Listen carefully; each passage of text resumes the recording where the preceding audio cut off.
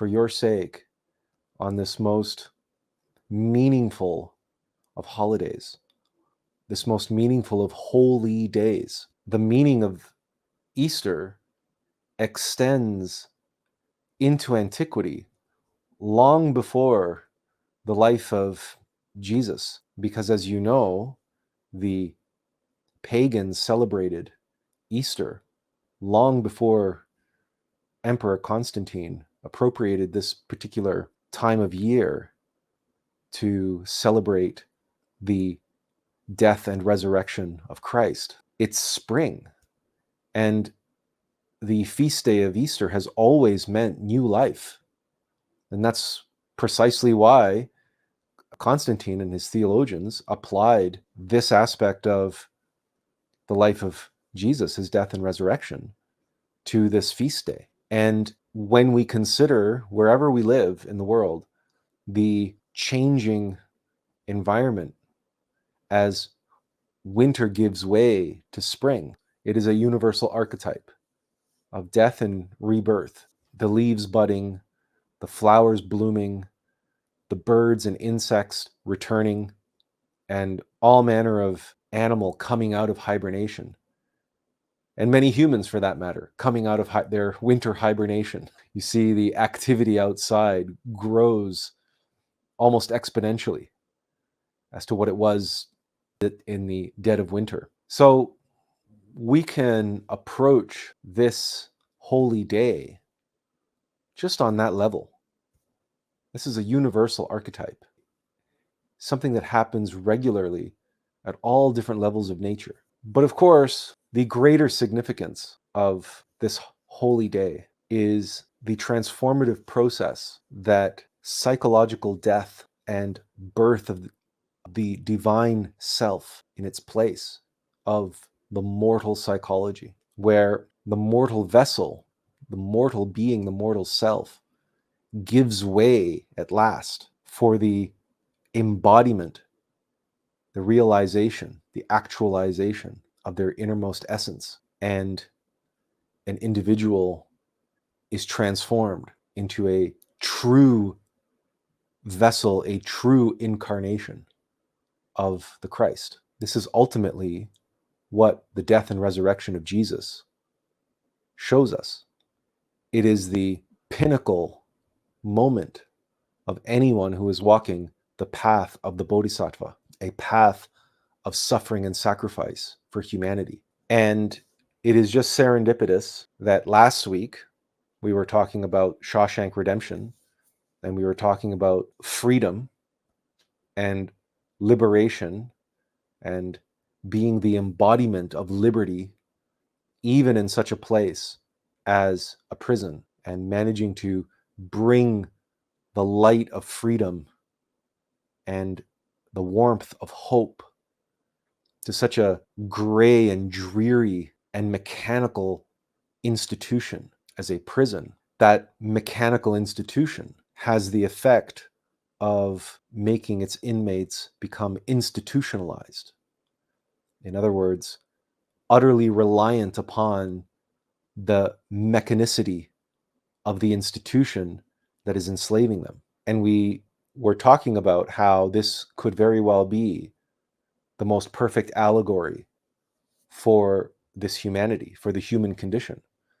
We are all imprisoned.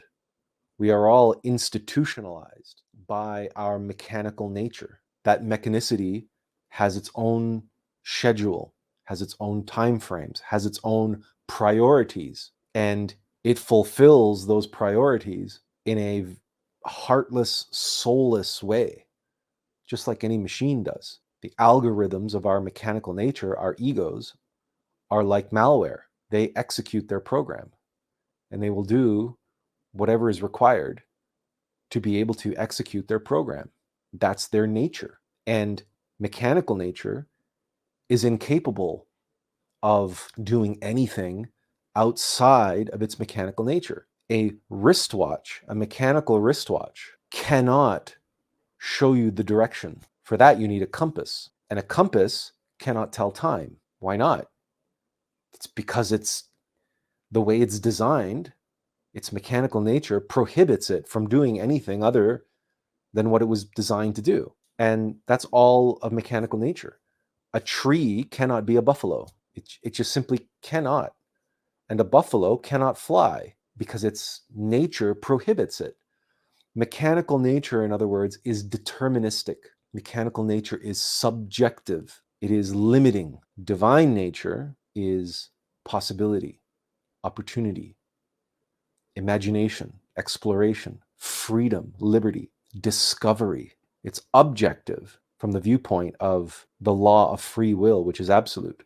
But mechanical nature doesn't adhere to that law. Mechanical nature is deterministic, like the institution that not just seeks to contain the inmates of Shawshank prison, but seeks to institutionalize them such that they become reliant upon the prison, such that they don't want to leave. They're afraid to escape. They're afraid to go out on parole. There's a hard truth that they face, that Brooks Hadlin faced, and then later Red also faced, Morgan Freeman's character. And he admits, there's a hard truth that I have to face. I'm not going to make it on the outside. And I'm always looking for ways to break my parole so that they'll send me back.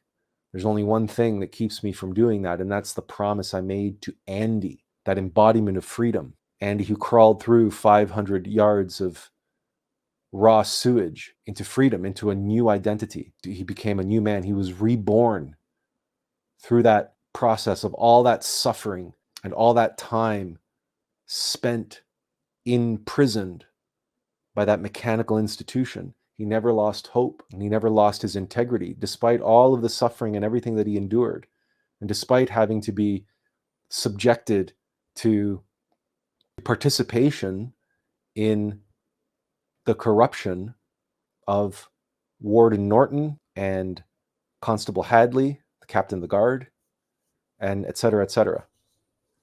You know, Andy does what he needs to do to survive, but more than that, he transmutes and transforms all that corruption into a new identity and into a new life, which he assumes when he goes through that symbolic death of literally flushing himself down the toilet, down the sewer, and crawling through 500 yards of raw sewage and coming out clean on the other side, as Red puts it. This is the aspect of last week's talk that we want to focus on today. It is this process of enduring suffering and facing the heartless, soulless, mechanical, deterministic, corrupt machinations that we are all imprisoned in. And the process of having to crawl through that sewage pipe and having to flush away those aspects of ourselves which keep us imprisoned, and to work with our Divine Mother to go through that cleansing process. There's a quote by an individual whose name I am not going to remember, but Alexei Karlov, something like that, who says, man cannot grow and self-actualize without suffering, for he is both the marble and the sculptor.